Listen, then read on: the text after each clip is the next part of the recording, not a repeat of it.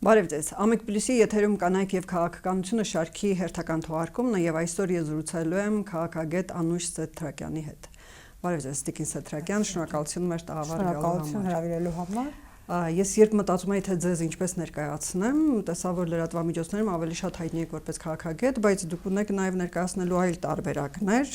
գրականագետ, արտասահմանյան գրականության մասնագետ, ամբիոնի վարիչ, հասարակական պրոֆեսոր, այո, թարգմանիչ։ Արդեն, այո, թարգմանիչ, նաև։ Ձեզ որն է ավելի շատ հաճելի։ Գիտեք, որն եք ավելի շատ համարում։ Ես ագահ եմ։ Բոլորը միասին։ Որովհետև երևի փոքրուց դա երևի պերֆեկցիոնիզմի բանն է, անեծքն է, շատ մարդիկ են տառապում այդ պերֆեկցիոնիզմով։ Գիտեք, երկու պերֆեկցիոնիզմը երկու երես ունի հոգեբանության մեջ, մեկը անդադ այդ նվաճողական մրցակցային դաշտն է, մյուսը մարդը, որը հանկարծ մտնում է մրցակցային գոտի, բոլոր մրցակցություններից հետ է կանգնում եւ սուզվում է այդ կներեք ռուսերեն բառի համար պաֆիգիզմի մեջ։ Ես մի քանի անգամ փորձել եմ։ Տարբեր, լինի դա անձնական ոլորտ, լինի դա քաղաքական ոլորտ, լինի դա մասնագիտական ոլորտ,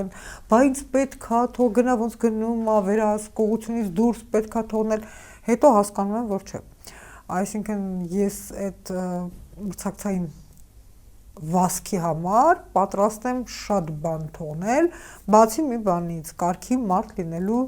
կարողությունը, որովհետև կարգի մարդը իմ համար վերջնական արժեքն է, ես չեմ կարող դրա դեմ գնալ։ Տիկին Սեթրակյան, մեր հարցազրույցը մոտավորապես երկու մասի է բաժանվում։ Սկսենք քաղաքական հարցերից, հետո արդեն կգնանք շատ ավելի թեթև հարցերի։ Հիմա նախընտրական ծանր հարցեր են։ Հա, ծանրը նրանք են։ Լավ, թեթև հարցերից սկսենք ուրեմն Նախընտրական շրջանն է հիմա, դուք ինչ զարգացումներ եք տեսնում, նախընտրական ինչ իրադարձություններ կարող են լինել, ինչ դասավորություններ ըստ ձեզ ինչ եք տեսնում։ Ներկայությամբ Հայաստանում քաղաքական դաշտում եւ ընտրական դաշտում բոլոր հնարավոր գեոպոլիտիկ, այսպես տեկտոնիկ համատեքստում բոլոր հնարավոր անսպասելի բաները, փոփոխությունները կարող են լինել միայն արտաքին ուժերի միջամտությամբ։ Ներքին այս դրվածքով, ներքին տարբերակով, ներքին իրերի դասավորությամբ ես չեմ տեսնում որևէ հիմք մտածելու համար, որ այս իշխանությունը չի վերարտադրվելու։ Չնայած մարդիկ իրար մեկ ոմանք կան հույս են տալիս, աչքալուսանք, ոմանք կա մտնում են սքո դաշտը, որ վայ, ես չեմ տեսնում մի պարզ պատճառով, որովհետև նախ անդիմության կոնսոլիդացիան չի կայանում եւ դա ակնհայտ է։ Հետո անդիմությունը առաջ չի քաշում այն օրակարգը, որ առաջ է քաշում Նիկոլ Փաշինյանն եւ խոսքը այստեղ բանի խաղաղության մասին չի, որտեւ ես հեսա հաղորդում եմ պատրաստելու թե այդ խաղաղություն բառը ինչ մանիպուլատիվ բառ է ներկայիս վարչակազմի բերաններում եւ ձեռքերում։ Ներկայացեք մի փոքր։ Նայեք, երկար բան է, բայց տեսեք, երբ որ դե բառը, հա, եթե բառը դու ասում ես, մեր բառը որ գալիս է, ստանում է տարբեր տիպի ճյուղավորումներ, եւ դա ժամանակակից մարդու հոգեբանության մեջ այդպես է։ Մենք ասում ենք դուր, տարբեր բան ենք հասկանում, խորանի դուր եւ այլ, բայց միֆոլոգիական մարդու համար դա մի իմաստ ունի։ Եվ միֆոլոգիական մարդը ունի այդ մի իմաստը եւ այդ մի իմաստը բառ իմաստ։ Պրիմիտիվ ուղեղի համար ուղղակի անմիջական կապ է, խաղաղություն, դե ուրեմն խաղաղություն։ Մինչդեռ ավելի զարգացած, կրթված, շրջահայաց մարդու համար խաղաղությունը ունի բազմաթիվ ելևէջումներ։ Այսինքն խաղաղությունը ինչ է նշանակում, ինչի գնով խաղաղություն, որն է համարվում խաղաղություն, խաղաղությունը արդյոք դա ենթարկվելու արվեստն է, չէ՞, ասենք մեկ-մեկ ընտանիքում տեսնում ես ամուսինը աբյուզեր է, կինը ձեն չի հանում, ընտանիքում տիրում է խաղաղություն, բայց այդ խաղաղությունը իրականում խաղաղություն չի, դա զսպված էմոցիաների, վիրավորանքի, զոհի կոմպլեքսի պատմությունն է։ Ես հիմա ուսումնասիրում եմ շատ պատմական փորձեր, ընդ որում ոչ թե ընդհանուր պատմություն, դա ուղղակի ծիծաղելի կլինի, ես պատմաբան չեմ, այն պատմական նախադեպերը, որոնք կապ ունեն մեր իրավիճակի հետ, օրինակ կապիտուլյացիան, օրինակ Վայմարի հանրապետության ստեղծումը, Վայմարի հանրապետությունը, պուպուշ, դեմոկրատական, գեղեցիկ հանրապետություններ, վերջը ինչ եղավ եւ ուզում էր խաղաղություն, բայց քանի որ գերմանական հասարակության մեջ ներքուստ եռում էր այդ սարսափելի ստորացումը, վերջում իշխանության եկավ շատ կարճ ժամանակում Ադոլֆ Հիտլերը։ Մի օրինակ բերեմ, էլի գրականությունից անջան, ինձ թվում է ձեզ դուր կգա։ Վայմարի հանրապետության սպաներից մեկը ասում է նացիստական սպաներից մեկին, ասում է եթե մենք անեինք, ինձ թվում է Նիկոլ Փաշինյանը նույնը կարող է, այսինքն Սերժ Սարգսյանի ջատագովները եւ օֆիսի ներկայացուցիչները կարող են նույնը ասել Նիկոլ Փաշինյանի ցանկացած զինակցի։ Եթե մենք անեինք նույնը ինչ որ դուք եք հիմա անում, ժողովուրդը մեզ կուտեր։ Ոնց է ստացվում, որ նրանք ձեզ ընդունում են, գուլ են տալիս եւ առաջ է գնում եւ պատասխանը Բերտոլտ Բրեխտի պիեսն է։ Ասում է բանը, եթե դուք ուզենաք կատվին մանանեխ կերցնել, ոնց կկերցնեք, ասում է, կփորձեք լցնել բերանը, չէ՞։ Ասում է, բայց մենք այդպես չենք անում։ Մենք մանանեխը քսում ենք կատվի հետույքին։ Նա այդ այրոցը զգալով ավտոմատ սկսում է լիզել հետույքը եւ դա լցվում է նրա բերանը։ Պետք է կարողանալ ճանաչել կատվին մանանեխ կերցնելու արվեստը։ Եւ հիմա այդ մանիպուլատիվ ինֆորմացիոն դաշտում մենք գտնվում ենք մանանեխ կերած կատվի կարգավիճակում եւ դա համարվում է խաղաղություն։ Լավ, այդ դեպքում ինչ օրակարգ է, որ դուք ասում եք դա խաղաղություն չի, դա խաղաղություն չի։ Ո՞րն է այդ օրակարգը, որը ընդդիմությունը չի կարողանում ներկայացնել, բայց իշխանությունները ներկայացնում են։ Նայեք, ընդդիմությունը չի կարող ներկայացնել, որտեղ ընդդիմությունը եթե ուզում է կրկնել խաղաղություն բառը, ինքը ավտոմատ նոր օրակարգ չի ստեղծում։ Այո, կրկնվում է։ Իսկ եթե ինքը փորձում է բացատրել, որ խաղաղությունը խաղաղություն չի, այն կոլեկտիվ անկիտակցական պրիմիտիվ մտածողության մարդը ասում է ոնց խաղաղությունը խաղաղություն չի, խաղաղությունը հենց խաղաղություն է։ Բացատրական աշխատանքը դա շատ բարդ բան է, շատ երկար ժամանակ է պահանջում, ես այս ժամանակային լուսանցքը չեմ տեսնում հիմա ներկայությամբ։ Եվ մինչև որ սեփական մաշկի վրա չտեսնվի, բայց ես շատ ցավում եմ, որովհետև հայկական մենտալիտետում հիմա տեղի են ունենում այն շարժերը, որոնք կարող են ունենալ անդառնալի էֆեկտ։ Դա մասսայական ապաթիա է։ Ոչ մեկին չհավատալու, տառացիորեն ոչ մեկին չհավատալու, դեռ ավելին Չեխովն էր ասում է, երբ որ շատ մարդը կշտանում է, սոված պիտոնի նման, միայն արձագանքում է փայլուն շարժվող օբյեկտներին։ Հիմա մեր ժողովուրդը քիչ թե շատ արձագանքում է միայն սկանդալային իրադրություններին եւ սկանդալային PR մանիպուլյացիային, որի իշխանությունը ուղղակի վարպետ է, գլխարկներից սկսած, նրանք աշխատացնում են այրուկին աշխատացնում են, տեսել եք այդ գլխարկների լեզուն, ամեն մեկը ինչ որ ձևի լեզու է, բանը գլխարկ է դնում, ստիպելով, որ որևէ բոլորը վերլուծեն, ժամանակին Մադլեն Օլբրայթն էր, չէ, բրոշներ դնում եւ բոլորը հասկանում են, որ բրոշները իր հատուկ լեզու ունեն։ Հիմա այս մանիպուլատիվ տեխնիկան շատ ծանոթ է։ Բայց ինչի մանիպուլատիվ կամ ինչի տեխնիկա, այդ դեպքում հակոստե մարդիկ հակնում են, ինչ որ գլխարկ պետք է դնեն, ինչու է ընդդիմությունը կամ հասարակությունը չէ, երրորդին ընդդիմությունը կենտրոնանում նրանց գլխարկների վրա։ Նայեք, կա քաղաքական պաշտոնյայի, այո, քննադատական իրավիճակների մեջ։ Հիմնականում եթե ուշադիր լինեք, ընդդիմությունը չի որ բան անում։ Դա ընդհանուր հասարակությունն է կենտրոնանում, այո, որտեղ ես օրինակ Facebook-ում անդադ քննարկում են։ Ընդդիմության ներկայացուցիչ։ Ընդդիմության ընդդիմադիր տրամադրված մարդիկ, որոնք ինչ ճիշտ է, օրորի շատանում են։ Ես ընդհանրապես մոնիտորինգ եմ անում եւ տեսնում եմ, որ անկեղծ ասենք անկապ մարդիկ, որոնք ոչ մի դաշտի չեն պատկանում, իրանք ուղղակի օրեցօր ավելի ընդդիմադիր են դառնում։ Բավական է դուրս գաս քաղաքապետարանի այս մեր գեղեցիկ մայթերը, ոնց որ Ֆորդ Բոյարը լինի, որի պատճառով ես չկարողացա գեղեցիկ կոշիկ հագնել, Միքայել եւ այո, եւ մնացի այս կոշիկներով, դա բան Տիգրան Ավինյանի խղճի վրա է։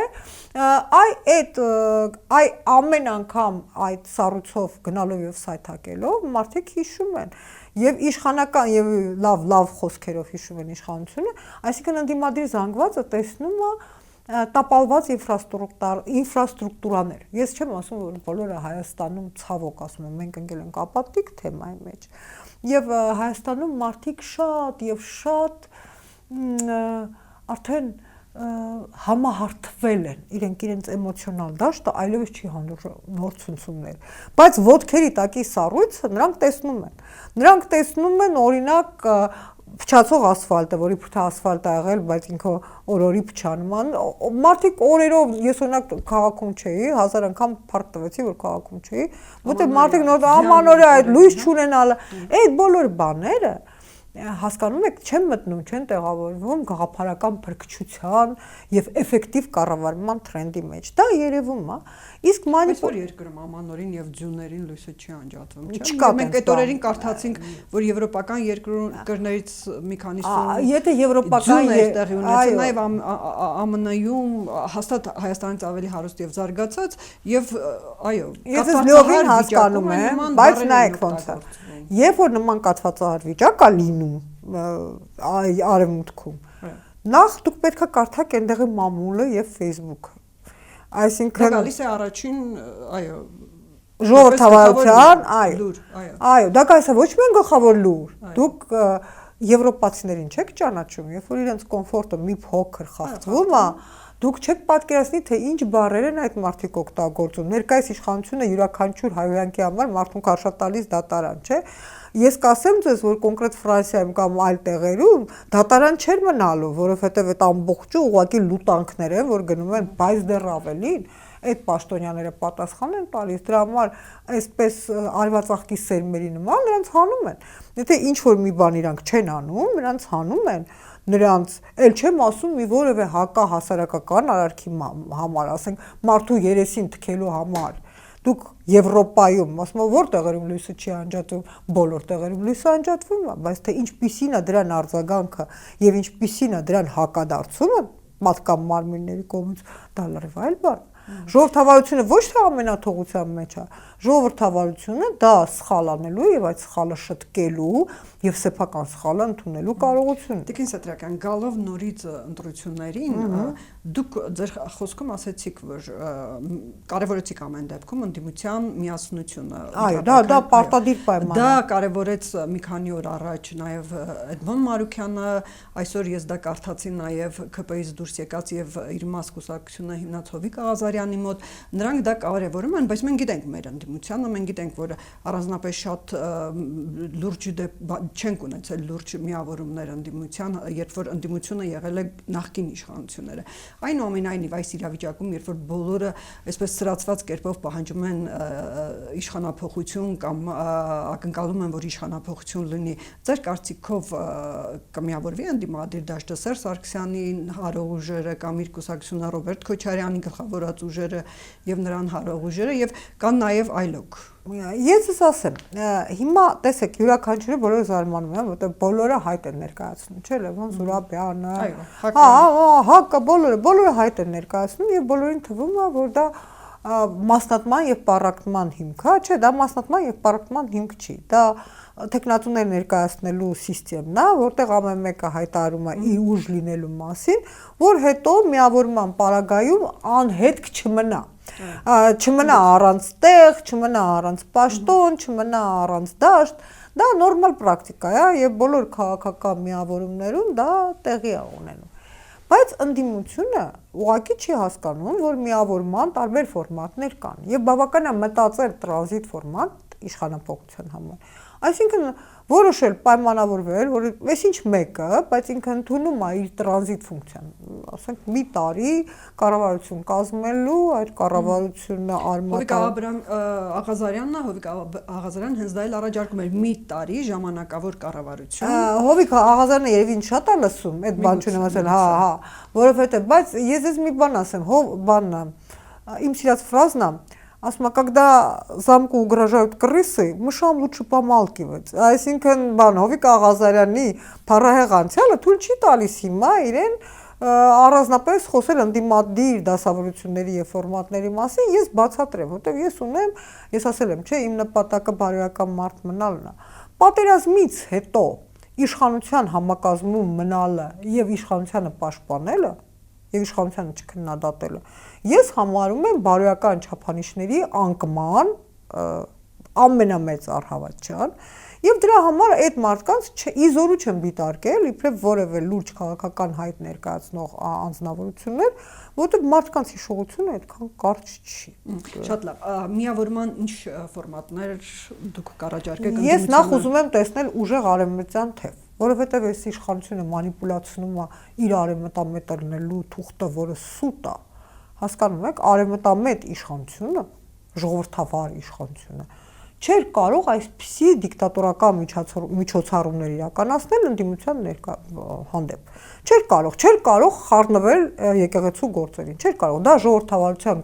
ալֆայից եւ օմեգայից դուրս երևույթ է։ Ինչով ուզում ես պատճառը բանի։ Սկզբում ասեցին երեխա ունի, հետո ասեցին բանա, լրտեսա։ Դա Եվրոսմո դա ձեր գործը չի։ Կաթողիկոսին նկատի։ Այո, որովհետև տեսեք ինչ հետաքրքիր բան կա։ Ես ժամանակին, երբ որ Հայաստանի դպրոցներում մցրեցին եկեղեցու պատմություն։ Բայց ինքը չի երգել։ Ամեն Դա իր խնդիրն է։ Չէ, դա իր խնդիրն է։ Երբ որ եկեղեցու պատմությունը մցրեցին դպրոցներում, այն ժամանակ էլ եթե ինչեմ մոռանա իմ ընկեր Աշոտյաններ, Արմեն նախարարը, անդադ իմ կռիվը էր, ասում է իրավունք չունի եկեղեցի միջամտի աշխարհիկ կրթության գործերին եւ իրավունք չունի եկեղեցի միջամտելու պետության գործերին, դրանք առանձին կառույցներ են։ Բայց արեց, չէ՞, Փորձեց։ Հիմա կրկնում եմ որպես մտավորական, որպես իրական ժողովրդավար արևմտական։ Ես պարտավոր եմ պահել բալանսը եւ ասել, որ որքան եկեղեցին իրավունք չունի խառնվելու պետության գործերին, նույնչափ պետությունը իրավունք չունի խառնվել եկեղեցու գործերին։ Մի դեպքում դառնում է խալիֆատ, մյուս դեպքում դառնում է դիկտատուրա եւ կրկին ուզում եմ հիշեցնել, որ հոգեվորականներին, քրիստոնյա հոգեվորականների հետապնդման պրակտիկա ունեցել են 3 քաղաքական գործիչ՝ արյունոտ տերորիստ եւ մարդասպան Ռոբեսպիերը,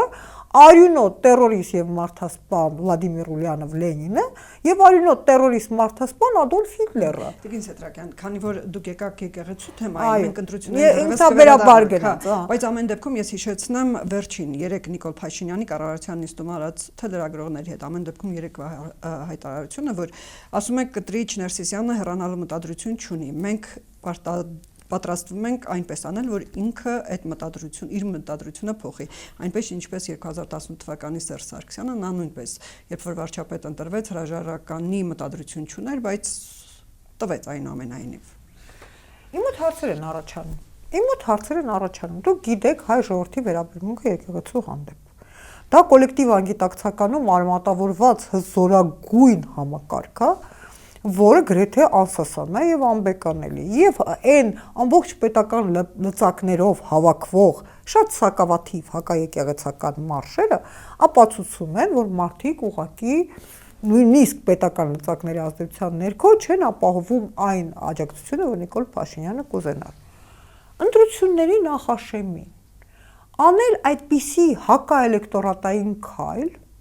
ինչով է դա պայմանավորված։ Պետականության անվտանգությամբ է, Հայաստանի անվտանգությամբ են հիմնականում պայմանավորում, արդեն կուսակրոնության հարցը երկրորդ պլան է մղվել, եւ որ այսինքն հիմա կուսակրոնությունը չաշխատեց, հիմա անցել ենք դրան։ Ես ձեզ մի բան ասեմ, Հայաստանի պետականության հարցը, եթե այդքան հուզում է ներկայիս եւ անվտանգության հարցը, ես կխնդրեմ, որ պետական վարչակազմը ամենօրյա ռեժիմով մտնի եւ քննարկի Ալիևի հայտարարությունները, որովհետեւ Ալիևի ամենօրյա ռեժիմը, ես չեմ խոսում այդ հարակից սատելիտ, արևմտյան Ադրբեջան, բան, այդ բոլորը թողնում են մի կողմ, թե չէ մի բան գրում են, այս վերջերս Սաթիկ Սեյրանյանը նյութ էր դրել, որ 10 մզկիթ է կառուցվելու, հարձակվել էին վրա, դա մեդիա տգետություն է, ոչ։ Եթե դու քո երկրում ապահովում ես մահմեդական միգրանտների քրիտիկական զանգված։ Իսկ դուք տեսնում եք, որ Հայաստանում աճում է մահմեդական միգրանտների զանգվածը։ Եթե դուք քննարկում ես, չէ, ոնց թե, եթե Իրանում խնդիր իսկապես սրվի, մենք կոնկրետ մահմեդական այնտեղից ենք, իսլամական այնտեղից ենք սպասում։ Դե հենց այդ եմ ասում։ Այսինքն, եթե բնակչությունը ավելացավ պոպուլացիան, դու վաղ թե ուշ չես ունենալու բան մզկիթի պահանջ։ Ֆրանսիայի կեսը մզկիթ է։ Ուրիշ հարց է, այլ հարց է, որ մենք պարտավորվել ենք 10 մզկիթ կառուցել։ Հա, մենք չէ, ուրիշ բան է, որ այդ լուրերը, ասենք ունեն դրա իրենց տակ ունեն տրամաբանական հանգուցալուծում, դեռ ավելին, այս իշխանության մեջ չի եղել մի լուր, որը չի հերքվել իշխանության կողմից եւ նրա սատելիտների, ընդ որում չի հերքվել կատաղի, անձնական վիրավորանքներով, ֆեյքերի արշավանքներով, հանրային խորհրդի նախկին նախագահի եւ չգիտեմ ինչի, ես խնդրում եմ հիշեցնեմ, հա, Ռուբեն Բաբայանի հայտարարությունը, որ պետք է ճիպոտա հարել, սա արևմտական մարդ է, ես ուղղակի ցավում եմ արևմտյան քաղաքակրթության ողջ ժառանգության համար, որովհետև Հայաստանում արևմտականության քողի տակ լուծվում են անձնական հաշիվներ եւ ապահովում են ուղղակի բանը կատարված գործարքների մաքրումներ։ Բայց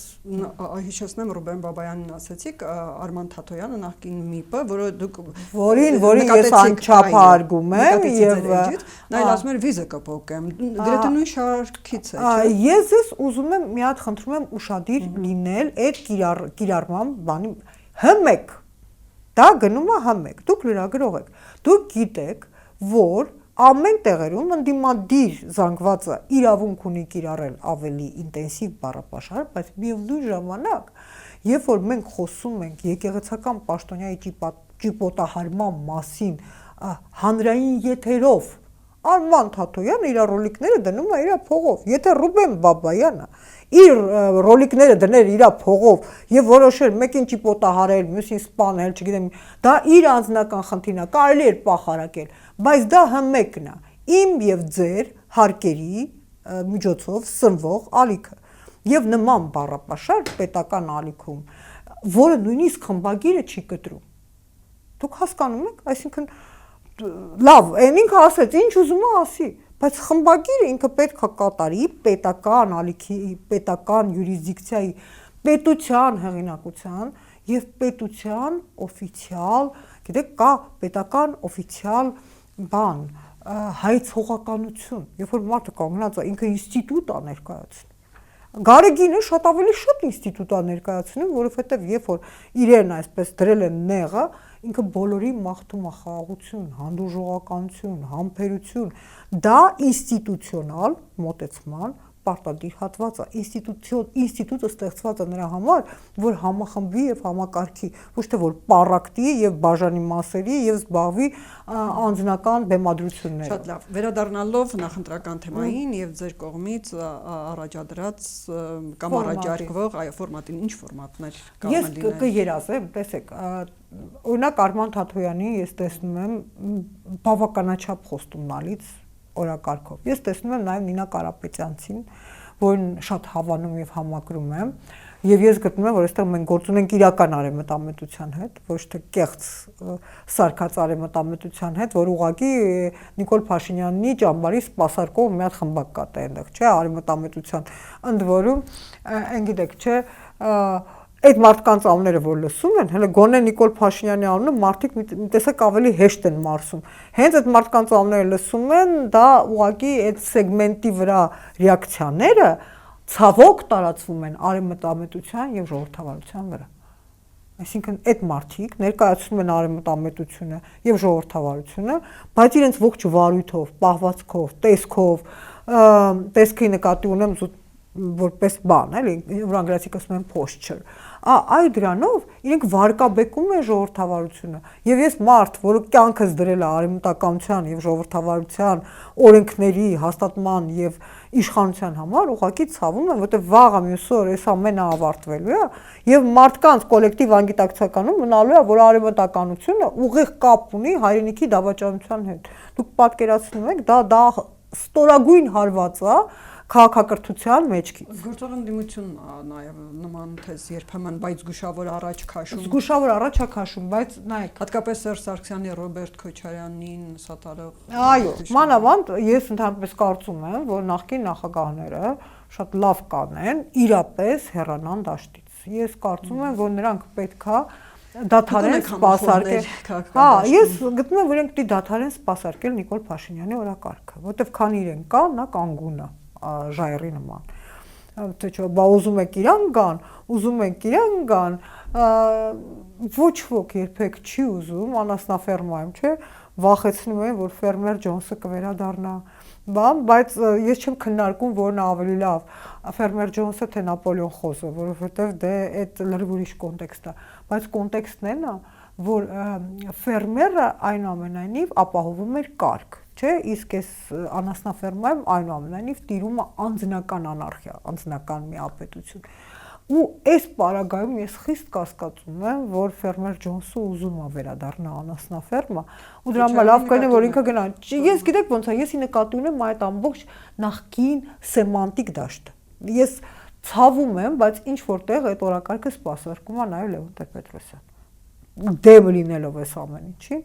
բայց իր հայտնվելով, իր արկայությամբ, Ռուսաստանի դեսպանին ընդունելով ընդհանրապես իմաստ չունի։ Ես կարծում եմ, որ եթե դու անգամ Ռուսաստանի դեսպանին ընդունում ես, պետք չի դրա մասին բրիֆինգներ տալ, որովհետև դա ավտոմատ քեզ գցում է այն դաշտը, որը ասոցիացվում է այդ ռուսական ուժի հետ, իսկ հայ ժողովուրդը շատ լավ է տեսել, թե ռուսները ինչ են արել Արցախում, հետո մարդիկ համադրում են, չէ՞, տեսնում են, ռուսները պարտվում են Սիրիայում, Վենեսուելայում, հեսա կպարտվեն Իրանում, իրենք հասկանում են, որ չի կարելի պարտվող ձիու վրա դնել։ Իսկ սա ավտոմատ տալիս է այդ ասոցիացիան շատ ցավալի։ Ես որքան հասկացա, դուք կուզենայիք, որ Նինա Կարապետյանցը եւ Թաթոյանը ինչ-որ միավորման։ Ես պատկերացրեք, դա տեսնում եմ, դա հեռանկարում որպես շատ խոստումնալից միություն, որտեղ Թաթոյանը ակնհայտորեն ես կարծում եմ,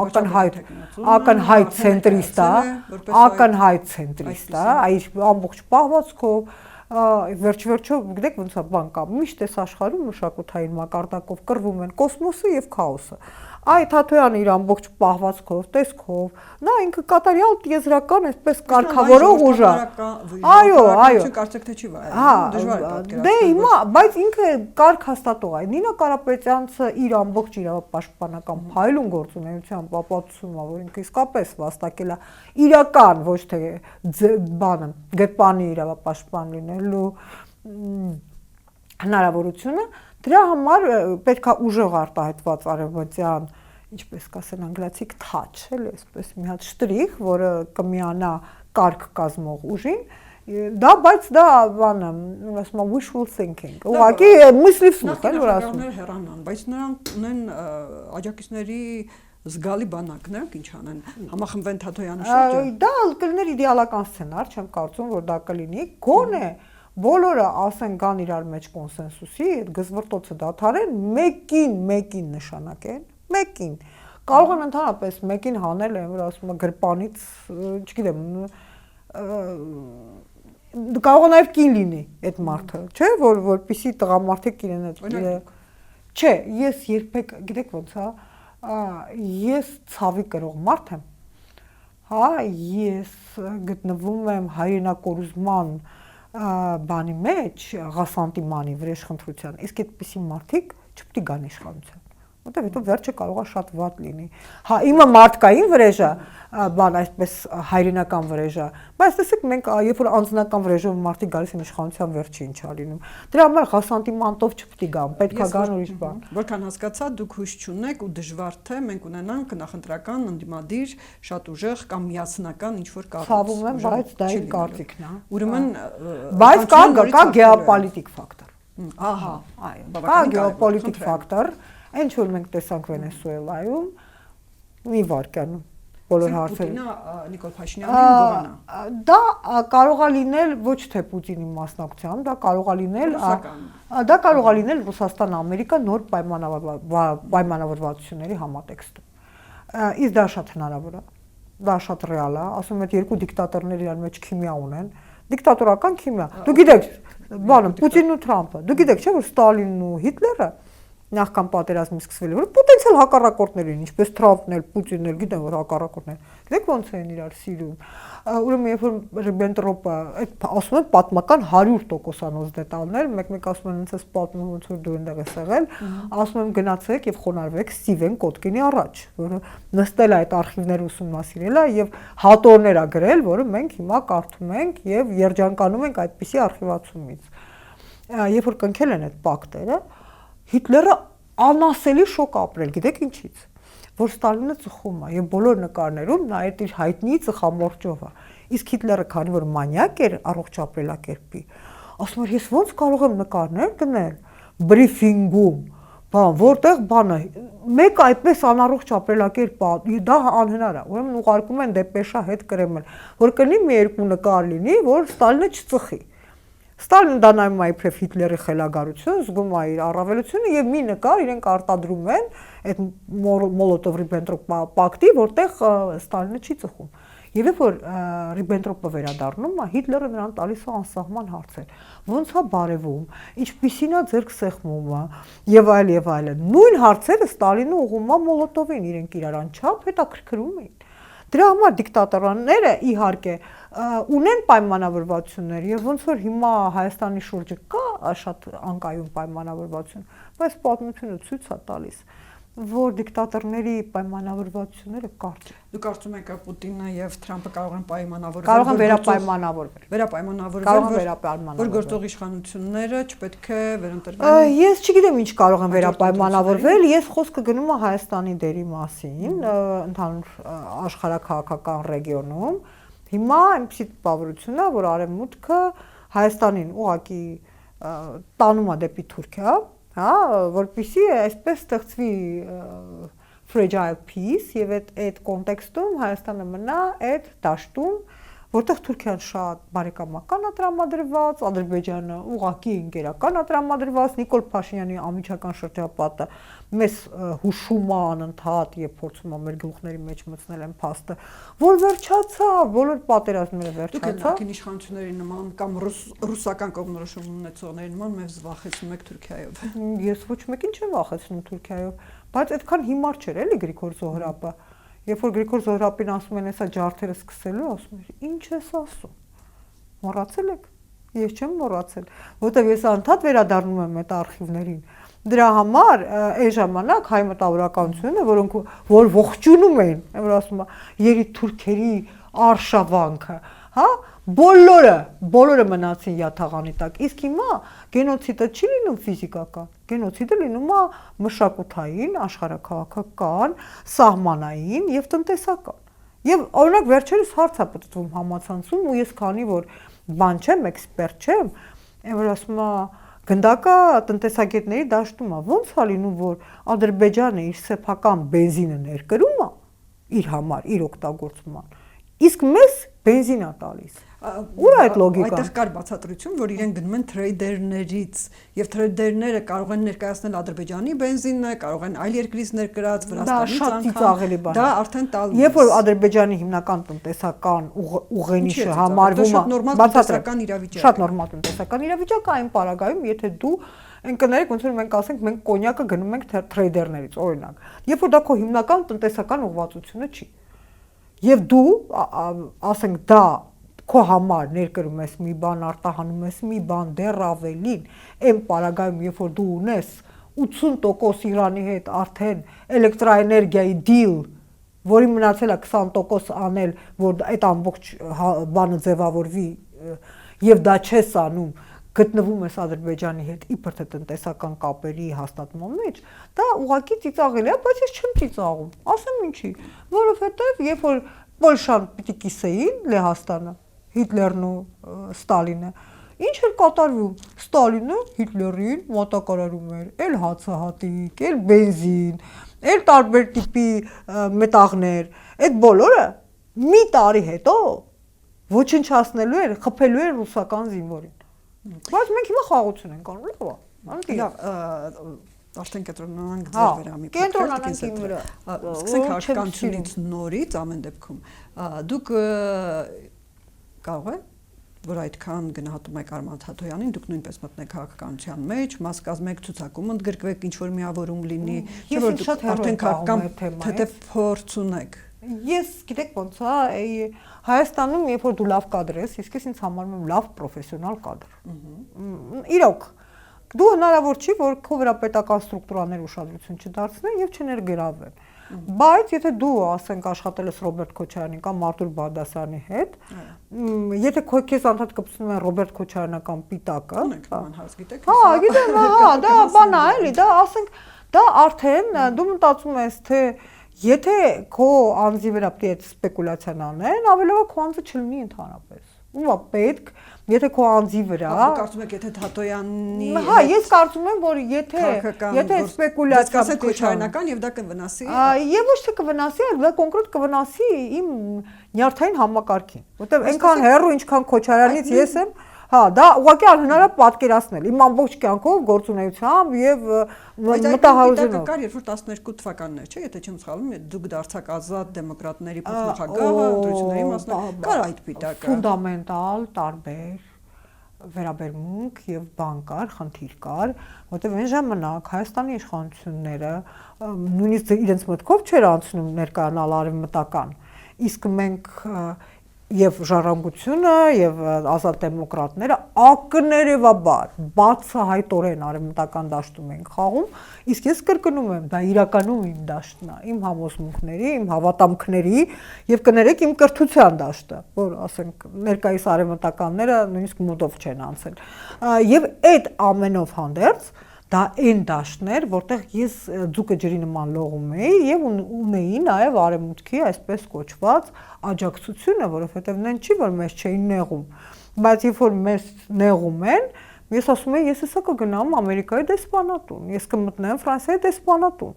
ես կտեղեկացնեմ թե ինչա կատարվում, այսինքն երբ որ դու պաշտպանված ես այն ուժով, որը քեզ գաղափարականորեն մոտ է, ավելի քոնն է,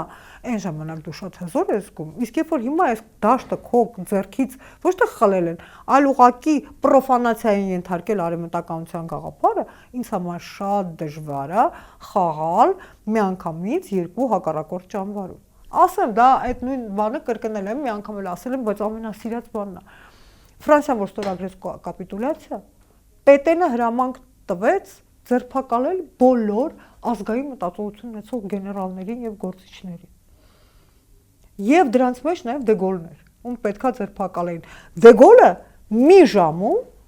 ժողովրդի սիրելիս դարձավ ժողովրդի թշնամի ըստ կառավարության։ Գերմանացիները սպանում էին դիմադրության ներկայացուցիչներին, Ֆրանսիայի կառավարությունը ձերբակալում էր մարդկանց, ովքեր չէին պաշտպանում Գիտեք ոնց էր կոչվում այդ օրակարգը խաղաղության օրակարգ։ Այդ չէին պաշտպանում այդ խաղաղության օրակարգը։ Դե Գոլը ասում է մի մազով պրծա։ Մի մազով։ Դե Գոլը մի մազով։ Մենք չսպասենք որ դուք կլինեք Թաթայանի գլխավորացուցակում։ Չեմ չորտնի շուտից, ես չգիտեմ թե ինչ կլինի վերջը, բայց ես գիտեմ մի բան, որ սա իմ երկիրն է, ես այն սիրում եմ, ես բավականաչափ փաստական, ինֆորմացիոն մարդկային եւ սոցիալական ինֆորմացիա եւ կապիտալ եմ կուտակել այս երկիրը արժանապատիվ սիրելու համար եւ ես գիտեմ որ ինձ համար ռեալ մարդկայնորեն իսկապես պետք չի ինչ-որ ցուցակում լինել իմ գործը շարունակելու համար։ Շատ լավ։ Դուք Քոչարյանին հիշատակեցիք եւ ինքներդ հիշատակեցիք այդ կապը, դուք եղել եք նրա անգլերենի ուսուցչուհին, նաեւ ռեֆերենտ, այո։ Արթուր Բաղդասարյանի ազգային ժողովի նախագահի օգնականը։ Լավ, անգլերեն ինչպիսի աշակերտ էր Քոչարյանը։ Քոչարյանը նայեք, այսպեսի մի բան ասեմ ձեզ։ Քոչարյանը նույնիսկ այն ժամանակ խոսալ չգիտեր։ Քոչարյանը աշխարհի ամեն, ինչպես նաև Արթուր Բաղդասարյանը, թող բոլորը սովորեն։ Իրանք երկուսն էլ չէ, իրենք երկուսն էլ սարսափելի աշխատասեր մարդիկ են։ Այդ մեկը դա հնարավոր չի նրանցից խլել այդ բանը։ Աշխատասեր, հետևողական, անընդհատ աշխատանքի մեջ, անընդհատ սթափ, որը շատ կարևոր է, եւ յուրաքանչյուր խոսքը ծանրակշիռ անող, եւ երբ որ ասենք մարդկանց ասում են այսքանը պետք է այսքանը սովորել, հա, իրենք երկուսն էլ դա կատարում էին անխոս Եվ Արթուր Բաղդասարյանն էլ մակում ճար կարդաց, Ռոբերտ Քոչարյանն էլ մակում ճար կարդաց, բայց Այո, բայց նայեք, հա, չէ, այսպեսի մի բան կա։ Այո, այդ բոլոր մարդիկ այնքան օբյեկտիվ ընկալում ունեին,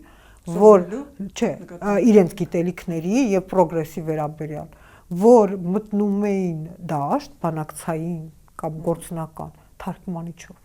որը նախ հարգանք է սեփական լեզվի հանդեպ, երկրորդ սեփական հնարավորություններից ճիշտ գնահատումը։ Իհարկե գցում եմ, որովհետև ես չեմ ուզում, որ ասենք մեր պետական պաշտոնյաներից ոմանք ստիպված լինեն անգլերեն լեզվի հետ ամուսնանալ, բայց նրանից հետո ինչ որ իրենք անում են այդ լեզվի հետ, միակ քայլը դա է։ Ռոբերտ Քոչարյանը նաև խոստովանել է, ինքն է խոստովանել, որ գիրք կարդալ չի սիրում։ Ձեզ հաջողվեց նրան Դուք ես դա խնդիրը չունեի։ Հա, դա խնդիրը չունեի։ Գիտեք, բան դա երկրի նախագահ էր եւ այդ ժամանակ այդ պաշտոնը ընկալվում է բոլորիս կողմից հիերարխիկ եւ դա այդպես պետքա լինի։ Երկրի նախագահը պիտի դասավորվի, իբրև ներկայանա, չեմ ասում է լինի առաքինի։ Չեմ ասում լինի կատարյալ մարդ, կոռուպցիայի զուրկ, ես ոչինչ չեմ ասում, բայց մարդը որ գալիս է այդ պաշտոնում, դի նայես եւ անգլերեն մի բառ ասես decent, այսինքն ինքը պետք է հայտնվի իբրև կարգին, արտաքինով եւ շարժուզորով մարդ։ Դրա համար կրթելու, գիտեք, մարդուն կրթելու ֆունկցիան մեր ֆունկցիան չի, եթե այդ մասին դες ոչ ոք չի խնդրում։ Իսկ համալսարանում Նիկոլ Փաշինյանին իր տիկնոջը դաս առիթ եղել է, դաս եղել է, ինքը իմ ուսանողն է եղել, բայց Նիկոլ Փաշինյանը, այո, բայց դա եղել է շատ կարճ, որովհետև ինքը դրա ինչ որ իդեպ ես ստորագրում եմ, երբ որ համալսարանից ազատում էին, շատ քիչ դասախոսներ էին ռիսկանում ստորագրել են թղթի տակ, որ չի կարելի նրան համալսարանից հանել, կարելի է այդ թուղթը բերել տեսնել, առաջին ստորագրություններից մեկը իմն է։ Ես ստորագրել եմ։ Դեմ եք եղել, որ նրան հեռացնեն։ Այո, դեմ եմ եղել, որ հեռացնի։ Ոչ թե որտեվ դեմ եմ եղել, որ նրան հեռացնեն, այլ դեմ եմ, երբ որ ուսանողին ինչ որ քաղաքական կամ այլ հայացքների արտահայտման համար հեռացնում են։ Բայց տեսնում եմ, որ Նիկոլ Փաշինյանը հավատարիմ չի այդ սկզբունքին, ինքը բնավ դեմ չի։ Երբ որ մարդկանց իրենց քաղաքական նկատառումների համար հեռացնում են աշխատանքից եւ այլ եւ այլ։ Դուք երկար տարիներ կրթական համակարգում եք եղել եւ ինքներդ հիմնել եք նաեւ մասնավոր կրթական դպրոց։ Կարող եք ասել մեր կրթության վիճակը հիմա ինչպիսին է։ Արդյոք կա մեր կրթական, մեր քաղաքական, ընդհանրապես մեր հանրության կրթական վիճակի եւ քաղաքական դաշտում մեր հանրության կրթական վիճակը Հայաստանի անկախության պահից եղել է ողբալի վիճակում եւ բացատրեմ ինչու։ Կրթությունը փոքր երկրների համար պարտադիր պիտի պարունակի ազգային պաշտպանական դոկտրինի մաս։ Այսինքն ոչ թե իդեոլոգիա, այլ ազգային պաշտպանական դոկտրին, որ ազգը իմանա իր դժվարությունները եւ խնդիրները, ինչ որ անում են հрьяաները։ Ազգը իմանա դրան հակադարձելու, քննադատելու, քննադատական մտածողություն չէ, պատմական սխալները չկրկնելու միտումները եւ երեխան ոչ թե խոսքը գնում է ազգայնական։ Այս Նիկոլ Փաշինյանի ռոպագանդիստները նաեւ տգետ են, էլի ազգայնականի եւ ազգայինի տարբերությունը չգիտեն, այլ ազգային բաղադրիչը ճանաչելու եւ այն արժանապատիվ կիրառելու արվեստը։ Ասում կրկին, ինչ որ անում են հрьяաները։ Հрьяաներին աշխարհի 90%-ը չի սիրում, բայց ասեք, կա մեկը, որ իրենց չի հարգում։ Մաքիավելի սկզբունքով, Մաքիավելին ասում էր, քո թշնամիները, քո բարեկամները, եթե ընտրություն ունես սիրո եւ վախի միջև, ընտրիր վախը, որովհետեւ սիրո մեջ նրանք կարող են քեզ չհարգել, բայց վախի մեջ իրենք քեզ հաստատ հարգելու են։ Եվ դրա համար այդ դոկտրինը անհուսորեն մոռացված է, վերացված է, նաեւ ընդհանուր համակրթական պոտենցիալը, որի մեջ մտնում են այնքան տարբեր էլեմենտներ, երաժշտությունը։ Ես ապրում եմ կենտրոնում, դիմացը ինչ որ զվարճա, այսպես հա, ինչ որ օբյեկտ, եմ ասում, կամ բանը, միջին խավեր ասում են օբյեկտ։ Այդ տեղից գալիս է երաժշտություն։ Դե դա մարդկային ինտելեկտուալ ռեսուրսի ուղղակի հատուկ այլ ասել։ Այդ երաժշտությունը պետք է ֆիքսել, ֆիլտրել, պլանավորել, պետք է նաև մտածել օրինակ էլեմենտար մի բանի մասին, ձայնի մոդուլյացիաները, մարդկային հիգիենան, այդ բոլորը մտնում են ազգային կրթության ընդհանուր համակարգի մեջ, եւ դա այդ բոլորը Հայաստանում բացակայում են եւ արդյունքում մեր հրաշալի ազգը հայրը, ասում հայրը շատ ծերացած եւ բարի ծերունիներ են իրենց բնույթով եւ արդեն մանկամտածած կոլեկտիվ անգիտակցականը այդ բանը ոչ իմաստուն բարի ծերունու բաներ կան, չէ՞, պապիկներ կան։ Իսկ մասնավոր դպրոց եք հիմնել, մասնավոր դպրոցում չափորոշիչները նույնն են։ Նույնն են, այո, մենք գտնվում ենք, շատ հետաքրքիր է, մասնավոր դպրոցը ծրագիրը հաստատում։ Այո, մենք իրավունք ունենք ավելացնելու բաղադրիչ, բայց պակասացնելու ոչ մի բան իրավունք չունենք, եւ դա ես համարում եմ նորմալը, հանրակրթական ստանդարտ լինի։ այդտեղ խնդիր չկա, դա այդպես պիտի լինի, բայց շատ հետաքրքիր է, մենք ենթարկվում ենք պետությանը, մենք հարկ ենք մուծում, մենք բան ենք անում, սոցփաթեթ ենք մուծում, բան էլի սոցիալական բան, բայց երբ որ ես խնդրեցի, դեռևս նոր է եղել հեղափոխությունը, որ ասի, ախր մասնավոր դպրոցների ուսուցիչները, նույն ուսուցիչներն են, նրանց էլ է սոցփաթեթ պետք, չես տանում։ Իսկ դպրոցը նա կոնկրետ մեր ի վիճակի չի այդ փաթեթը տեսնել իր ուսերին, որտեղ մենք բան ենք, շենք ենք վարձական, շենքերը մերը չեն։ Տիկին Սեթրակյան, դուք բավականին վառ կերպար եք, հիմա էլ բավականին վառ, այսպես ոսկեգույն, ոսկեզոծ կամ ոսկեգունավորված նստած եք, բոլորին ինադու։ Այո, բոլորին ինադու։ Այո։ Շատ ճամփորդում եք, կամ մեկ տեսնում ենք այստեղ եք, մեկ տեսնում ենք այնտեղ եք, կամ նկար եք դնում հին նկար ձեր սոցցանցերում կամ ինչ որտեղ եք։ Չէ, մեկ-մեկ դնում են մեմորիներ, ասենք մեկ-մեկ լինում են զանգում են, դու քաղաքում չես, չի ասում, նայեք տարեթիվը դրած է նրա։ Շատ ելույթներով հանդես է գալիս սոցիալական ցանցերում։ Ինչ եք փորձում այսպիսով քաղել ճամփորդություններով կամ ձեր այդ ելույթներով ինչ եք փորձում հաղորդել։ Չէ, գիտեք, այստեղ մի բան կա, Ջոզեֆ Կեմբելը լավ միֆոլոգ կա, էլի, եւ ինքը ասում է հետեւյալը. follow your bliss, այսինքն դու պետք է գնաս քո կոչման հետևից եւ քո էության հետևից։ Տենց բան կա, չէ, կերպար կա, որ ես երբեք չեմ մոռանա, որ միջազգային կոնֆերանս էր, դե ես այնտեղ այսքան կրունկների վրա գնում գալիս եմ եւ երբ որ արդեն ես սկսեցի խոսել, այդ մասնակիցներից մեկը ինձ մոտեցավ, ասաց, դուք ասաց սատանայի պես, տենց էլ ասաց, like a devil, ասաց, դուք խելացի եք սատանայի պես։ Ասում եմ, ես էլ արդեն ուրախացել էի, որ ասում եմ, ես կարող եմ ձեր հետ հանգիստ կոկետություն անել, որովհետև կա մարդկանց արմատավորված, դա նորմալ է, էլի, որ ակադեմիական կինը այսպիսի տեսք պետք է ունենա, քաղաքական կինը այդպիսի տեսք պետք է ունենա, այս մի բանը տեսք պետք է ունենա, մենք բոլորի համար ասենք, չէ, ես այդ տեսքը չունեմ եւ երկար ժամանակ մտածում էի արժի արդյոք իմ ինքնարտահայտման ձևերից մեկը զոհեմ հանուն կոլեկտիվ պատկերացման եւ հասկացա, որ չէ, որովհետեւ այդ զոհությունները կարող անել մի մարդը, որի վրա է վերցնում պետական պաշտոնի պատասխանատվությունը։ Եթե ես այն չեմ ստանձնում, ուրեմն ես իրավունք ունեմ ինքնարտահայտվել, իհարկե շատ եւ շատ բան սահմաններում գծված եւ հստակ, որտեղ կան որոշակի էլեմենտներ, որոնք ինձ համար ուղղակի տաբու է, ընդմիշտ դա պիրսինգներն են, տատուներն են եւ բոլոր բաները, որոնք չեն կարող մտնել այդ դաշտը, որտեղ դու արդեն կրթական դաշտում ես, դա բացառված է։ Ձեզ նաեւ քննադատում են սոցիալ, իսկ դեր քննադատողների մեջ կանայք են ավելի շատ թե տղամարդիկ։ Ֆեյքերը։ Ես չգիտեմ իրենք կինեն թե տղամարդ, որովհետև իսկապես դրանք որպես կանոն կամ ծաղիկ կա, կամ փուչի կա, կամ գորտու կա, իրենք հիմնականում ֆեյքեր են եւ դա ինձ շատ է ուրախացնում։ Որ ֆեյքեր են։ Հա, որ ֆեյքեր են, որովհետև շատ քիչ մարդիկ են իրենց տեսքով, իրենց սովորական ավատարով ինձ քննադատում, թեպետ ազատ է, քննադատությունների համար ամեն ինչ բաց է, մեկ-մեկ նույնիսկ ինձ ճնշված եմ զգում, որովհետև ասում լավ, փաստորեն ես այդքան էլ ռադիկալ չեմ քննադատության մեջ, որ հակահարված չեմ ստանում, բայց ֆեյքերը գրում են, դե ֆեյքերը նախ գրում են այնպիսի լատինատառով, այնպիսի բառապաշարով, որ եւ իրանք էլ չեն հասկանում, դա մեկ, հետո ամենա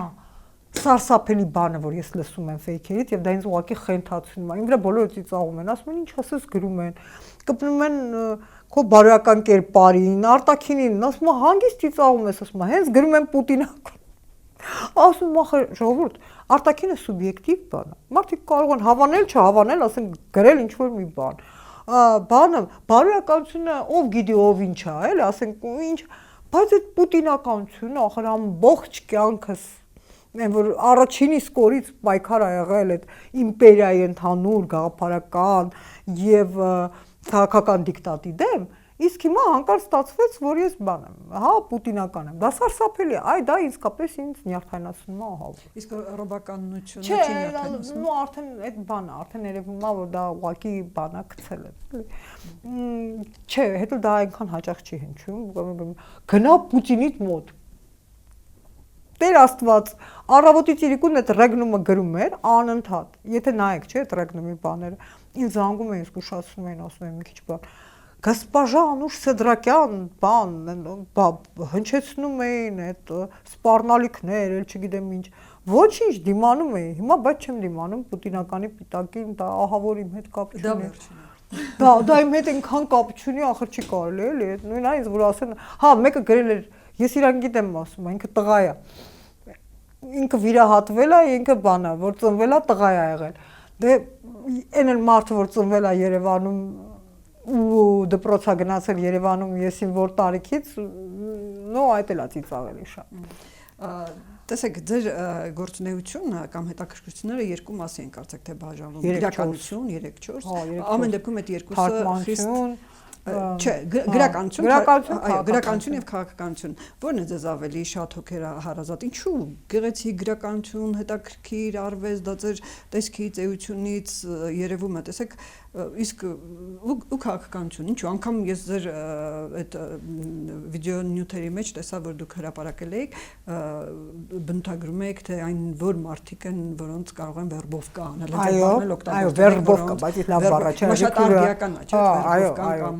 ԿԳԲ-ի agent, այո, բոլորին անգիր գիտեմ, այնքան ամբողջի բոլորի, հա, բոլորի պատմություն, ինչի համար, ասեմ, որովհետև երբ որ դու ապրում ես ոչ ստաբիլ, փոքր եւ չկայացած երկրում ինստիտուցիոնալ առումով, դու ավտոմատ հասկանում ես, որ որպես մարդ, որը կրթված է, դու ունես գոնե իմանալու պատասխանատվություն։ Իսկ հետո որ արդեն սկսում ես իմանալ, սկսում ես զբաղվել, հետո գիտեք քաղաքականությունը ինձ մեկ-մեկ ասում էին դու շպիոն ես։ Ասում են ինչի, ասում են որտեվ դու գուշակում ես այն ելքերը, օրինակ այս հեղափոխության ելքերը ես գուշակում եմ։ Դրա համար դուք որոշեցիք ներկայացնել, թե այն Չէ, ես ասացի, հա, ես ասացի, ասի դա նրանից է, որ ես արդեն դա կարդացել եմ այդ սցենարը։ Գրական որևէ գործում դա պարտադիր կա։ Դա պարտադիր կա։ Դուք եթե նայեք այդ ամբողջ Եսենին օրինակ Չորնի Չելավեկը, դա մեր քաղաքական կյանքի ներկայիս դրությամբ սիմվոլն է։ Եթե դու գրականություն իրականում լավ գիտես, դու ձեռի հետ ամբողջ քաղաքականությունը տեսնում ես։